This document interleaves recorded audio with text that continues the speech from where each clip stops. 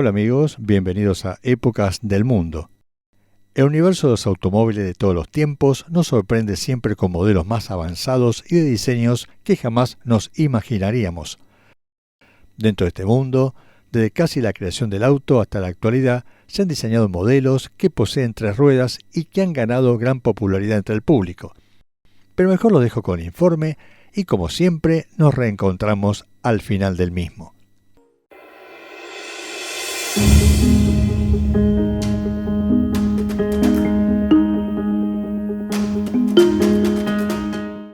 Comenzamos esta lista con el BSA Lady Bird.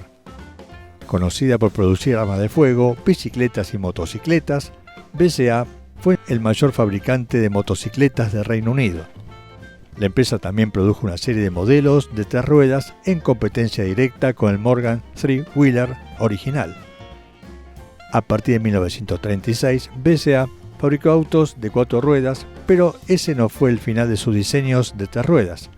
En 1960, la empresa creó 2 prototipos de BSA Lady Bird, que era un microauto de 3 ruedas. Desgraciadamente llegó demasiado tarde a la moda de los autos burbuja de los años 1950 y nunca llegó a fabricarse. La fabricación de vehículos BSA cerró el círculo y terminó con un auto de 3 ruedas exactamente como había empezado. En 1960 la empresa pasó a formar parte de la Jaguar Car y se cerró la marca de autos BSA.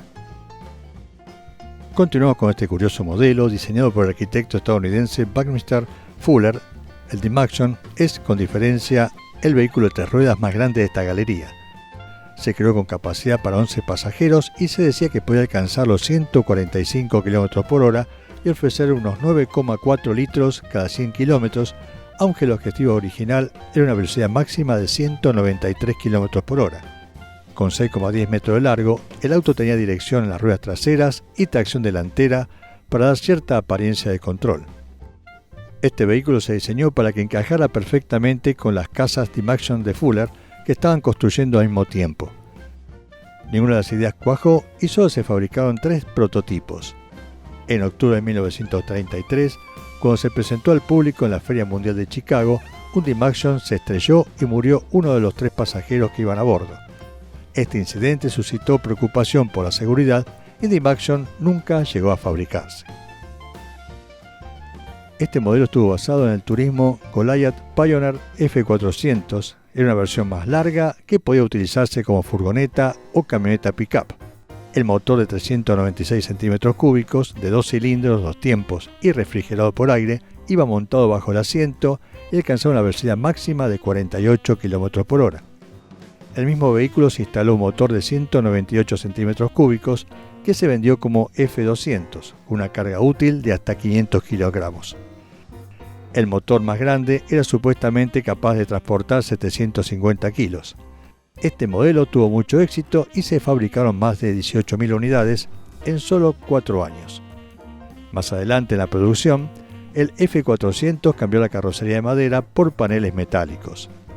Tras la Segunda Guerra Mundial, Goliath resucitó la camioneta pick-up de 3 ruedas como GD 750 y Goli, pero la empresa acabó cerrando en 1961. En los años posteriores a la guerra se produjo el auge del apetito por los autos nuevos y el vendedor de vehículos usados Glenn Gordon Gary Davis quiso sacar tajada del pastel. Su Davis Divan se basaba en un concepto de 3 ruedas llamado Californian, diseñado por Frank Curtis y encargado por el piloto de Indy 500 Joel Thorne. Davis adquirió el Californian y viajó por Estados Unidos prometiendo a los concesionarios una versión de esta rareza aerodinámica. Su campaña de venta fue un éxito rotundo y, al parecer, recaudó más de $1,2 millones para construir el Divan. La producción comenzó sobre la base de que los empleados trabajarían gratis hasta que los autos salieran a la venta, pero solo se fabricaron 13. El impago de los trabajadores y la impaciencia de los concesionarios hicieron que Davis fuera pronto condenado por varios cargos de fraude y que la empresa cerrara antes incluso de darse cuenta del potencial del Divan. En 1948, Bert Gribbs transformó una moto en un auto de 3 ruedas con un solo asiento para ayudar a los ex militares heridos a desplazarse. El gobierno británico encargó a varios fabricantes que produjeran Invacars y el NHS lo distribuyó gratuitamente como parte de las prestaciones por discapacidad del conductor. Aunque permitían un cierto grado de independencia, no admitían pasajeros y planteaban problemas de seguridad. Se calcula que se fabricaron más de 20.000 Invacars, pero en el 2003 el gobierno retiró todos para desguazarlos. Por ello quedan pocos ejemplares y se cree que solo 60 se salvaron de la trituradora. De los años 1930, Daihatsu fabricaba triciclos motorizados y un pequeño automóvil para uso militar. El V fue su primera incursión en los turismos para el gran público y, aunque duró poco, se utilizó generalmente como taxi en Japón. En aquella época la tarifa por kilómetro recorrido era inferior para los autos de 3 ruedas debido a la normativa sobre licencias. El V estaba equipado con un motor bicilíndrico de 540 centímetros cúbicos y fue el primer automóvil de Japón con motor de cilindros opuestos, antes que el motor Boxer 1000 de Subaru en 1966. Con una carrocería de fibra de vidrio, este modelo era una adaptación de una de las camionetas pick-up de reparto de 3 ruedas de Daihatsu. A pesar de ofrecer una ligera ventaja competitiva como taxi, el V no se vendió en grandes cantidades y solo se fabricaban alrededor de 300 unidades. Después de la guerra muchos se hicieron fabricantes de automóviles y el capataz del taller, Michael Hoffman, no fue la excepción. Construido con componentes de ferretería y chatarrerías, el auto de 3 ruedas fue un proyecto de 2 años. Cuando se terminó, se consideró una motocicleta por su pequeño motor trasero y su baja velocidad. Por tanto, estaba exento de impuestos y no requería permiso de conducir. La dirección estaba determinada por las ruedas traseras. Esto significaba que el manejo era poco predecible. La mecánica situada debajo para facilitarlo ocupaba mucho espacio. El único ejemplar fabricado reside actualmente en Lane Motor Museum de Nashville. Fue restaurado en 1996 por Gottfried Henhauser, quien describió la experiencia de conducción como la de un borracho saliendo del bar de un hotel. Alejándose de la línea de productos habitual de Allard, compuesta por autos deportivos y gran turismo equipados con motores V8 americanos, el Clipper era todo lo contrario. La idea era crear un vehículo pequeño con capacidad para 5 personas, 3 en el asiento interior y 2 niños en el asiento elevador en la parte trasera. Estaba equipado con un motor monocilíndrico de 346 centímetros cúbicos bajo los asientos traseros que rendía 8 caballos de fuerza, pero era propenso al sobrecalentamiento. Aunque su campaña de marketing tenía un eslogan bastante pegadizo, "Lleva al bebé en un Clipper", nunca tuvo el éxito que Allard esperaba. Solo se fabricaron 20 unidades y solo se conocen 3 supervivientes. Desvelado en el Salón del Automóvil de París en 1953, el Inter 175A Berlín se presentó como alternativa al Messerschmitt KR 175. Ambos microautos fueron diseñados y construidos por empresas aeronáuticas y tenían un estilo similar al de los aviones. La carlinga se abre para permitir el acceso a los asientos uno detrás del otro, ya que el pasajero se sienta detrás del conductor. En total se fabricaban 300 durante la producción, pero ninguno era exactamente igual al otro. En el interior, el vehículo se dirige mediante lo que parece un moderno volante de estilo yugo. Se cree que existen menos de 30, por lo que los coleccionistas están deseando hacerse con uno en buen estado. Más conocida por sus aviones de combate de la Segunda Guerra Mundial, Messerschmitt cambió su rumbo después de la guerra y empezó a fabricar automóviles. El acrónimo KR significa Cabin Roller, que significa scooter de cabina, una descripción adecuada para el pequeño vehículo de 3 ruedas. Además de venderse en el mercado nacional alemán, el KR200 se exportó a Estados Unidos, donde se le incorporó un motor más grande de 191 centímetros cúbicos y una marcha atrás. El interior, la KR200 tenía un manillar en forma de N y espacio para el conductor y 2 pasajeros pequeños en el asiento trasero. Su carlinga de burbuja de plástico se levantaba para que los pasajeros pudieran subir y la mecánica derivaba en gran medida de las motocicletas. Sorprendentemente se fabricaron unos 30.000 ejemplares en sus 9 años de producción. En 1957 se creó una tirada limitada de 300, versión Roadster, denominadas KR201, que constituyen las especificaciones más raras de esta era Messerschmitt. Seguimos nuestro recorrido con el Bond MKF. Fue la evolución natural del MKE de 3 ruedas y escasa potencia.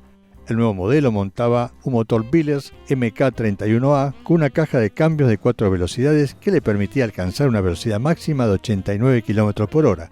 Se ofrecían 3 tipos de carrocería, un descapotable, un coupé y un sedán familiar de 4 plazas. En 1960 se lanzó una furgoneta MKF Ranger que eliminaba los asientos traseros y las ventanillas.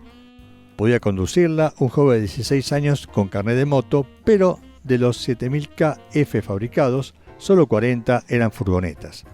Para demostrar que un auto así podía ser una buena alternativa a un vehículo de 4 ruedas, Sharps, fabricante del Von Minicar, realizó un trayecto de Land's End a John Groves en 23 horas y 40 minutos, tiempo durante el cual el MKF alcanzó una media de 4,7 litros cada 100 kilómetros.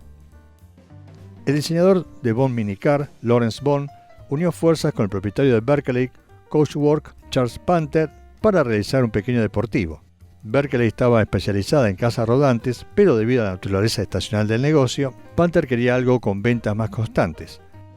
En un principio, los primeros autos de Berkeley fueron el Sport SA322 y el Sport SE328 de 4 ruedas. Estos modelos no tuvieron mucho éxito y la introducción del Austin Healey Sprite significó que la competencia era demasiado feroz para continuar con la producción. En su lugar nació el T60, un poco tarde en el boom de los vehículos de 3 ruedas de la posguerra. En última instancia, el T60 duró poco, ya que el mercado de las casas rodantes se hundió y Berkeley fue liquidada en 1960. El primer Reliant Regal se presentó en Earl's Court de 1952 y el MK6 fue la última iteración de esta gama de modelos. El nombre Regal continuó después, pero el diseño se hizo más cuadrado y se alejó del estilo original de carrocería curvada de fibra de vidrio construida alrededor de un bastidor de fresno. El MK6 fue el primer Regal en incorporar un techo más largo que el habitáculo, con una luneta trasera, el mismo ángulo que la delantera, similar a lo de los Ford Anglia. En el interior, los diales del tablero se rediseñaron con un velocímetro en el centro, lo que liberó espacio para grandes bolsillos a ambos lados del tablero. El MK6 fue el último Regal en incorporar un motor de válvulas laterales de 747 centímetros cúbicos que arrancaba con la llave de contacto en lugar de con un botón de arranque. En 1973, la gama Regal fue sucedida por el Reliant Robin, comúnmente asociado a la furgoneta Only Fools and Horses, pero se trataba de un Reliant Regal Supervan III. Siguiendo el ejemplo del Pil P50, el Trident era ligeramente más grande, lo que le valió el eslogan publicitario comodidad de sedán a precio de scooter. Su ambiciosa campaña de marketing también lo etiquetó como un medio de transporte futurista casi más barato que caminar, gracias a un ahorro de combustible de 2,8 litros cada 100 kilómetros con un motor de 49 centímetros cúbicos. En teoría, el Trident era lo bastante grande para 2 ocupantes, pero en la práctica probablemente solo se utilizó para una sola persona. Solo se fabricaron 86 unidades con un corto periodo de producción. En el 2010 se formó un grupo para rehacer el Trident con un chasis de acero, frenos a disco hidráulicos y un motor de scooter Benelli de 49 centímetros cúbicos con transmisión automática. Geraldine Elizabeth Carmichael tenía grandes planes para enfrentarse a grandes fabricantes como General Motors con su empresa recién fundada, la 20th Century Motor Cars Corporation. Su modelo estrella era un deportivo de 3 ruedas llamado Dale. El creador del auto fue Dale Cliff, que diseñó y construyó 2 prototipos, uno de los cuales era un ejemplar funcional. Entre bastidores, Carmichael fue buscada por la policía durante más de una década en relación con una operación de falsificación. A mediados de los años 1970 empezaron a circular acusaciones de fraude y Carmichael huyó con el dinero de los inversores, abandonando finalmente el proyecto Dale. En 2021, HBO lanzó una serie documental llamada The Lady and the Dale, basada en la vida de Carmichael.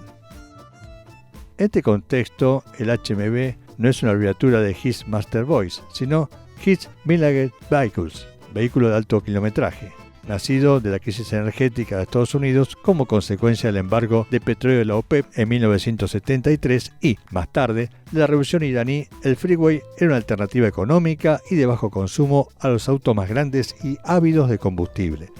Se ofrecía con un motor de gasolina de 12 caballos de fuerza o 16 caballos de fuerza y era capaz de alcanzar entre los 4,7 litros cada 100 kilómetros y los 2,8 litros cada 100 kilómetros. Aunque estaba matriculado en la misma clase que una moto, se parecía más a una motonieve.